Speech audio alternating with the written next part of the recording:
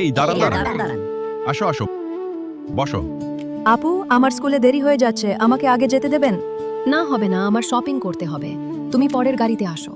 এই যে ভাই আপু, দেখেন তো এই বাচ্চাটাকে আপনাদের পাশে একটু বসতে দিয়ে যায় কিনা। কিসের বসতে দেব? আপনি গাড়ি চালান।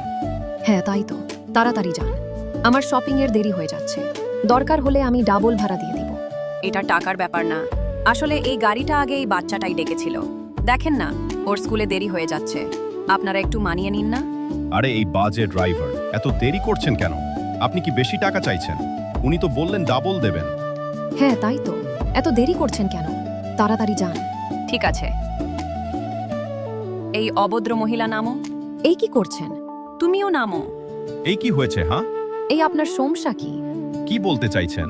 কিছু না, তুমি আসো।